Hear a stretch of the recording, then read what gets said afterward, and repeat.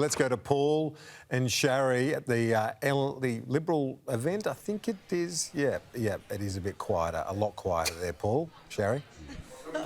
Yes, I think it is referred to absolutely as an event because there is a lot of cope that is taking place in the room for the most obvious of reasons. Look, this is a difficult night. This is a difficult night for millions of people who wanted Peter Dutton to become the Prime Minister, only to see not that happen, but obviously now him losing his seat as well. Again, I don't think as a man, as a national figure, that he deserves that moment in history. He's done great things for the country, but we also have to be incredibly realistic. Part of the bad campaign includes the fact that we've got the Prime Minister about to jump into the car and go to his party, and there's no concession. There's no suggestion of one in the next couple of minutes. The reality is that should have happened by now. It is clear that they have lost the election, and also, yes, there's the question about his seat.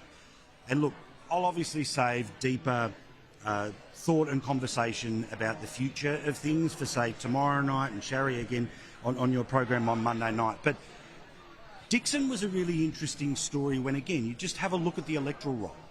There was a 9,000 vote difference between people who are under the age of 50 and those that are over the age of 50. I want people to understand, and I love John Winston Howard, okay? I love what he did for the country, but I want you to also think about this.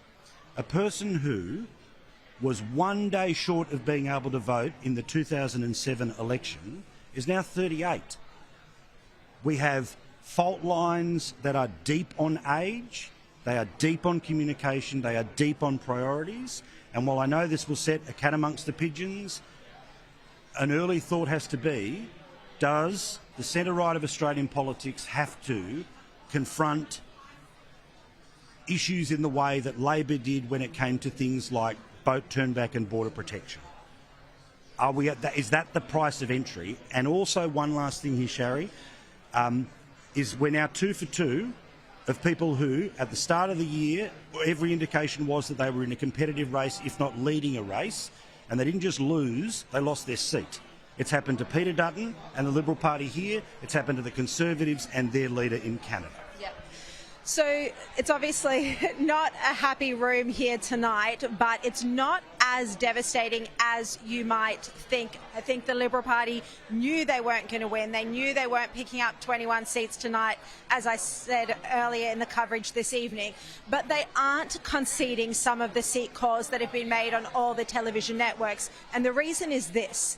The pre-poll votes are only just about to start being counted within minutes. So if you at home voted pre-poll, which is about half the population or close to it, your vote hasn't been counted yet. So the size of some of these swings are expected to narrow. Whether that translates into any Liberal seat wins is another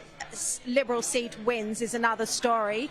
The Liberals are feeling cautiously optimistic in 3 seats, in Solomon, Bendigo and Goldstein. Of course, that would be a Tim Wilson win from Monique Ryan. That is cautiously optimistic. They're not saying they're wins at this point.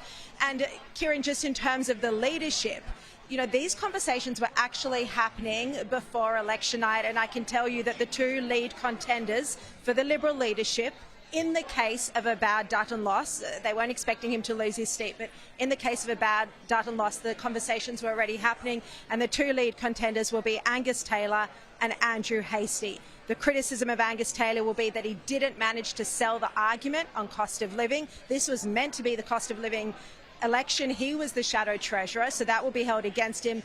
And as you know, Andrew Hastie was virtually invisible at this campaign. One of the reasons perhaps was that he knew he might have a tilt at the Liberal leadership.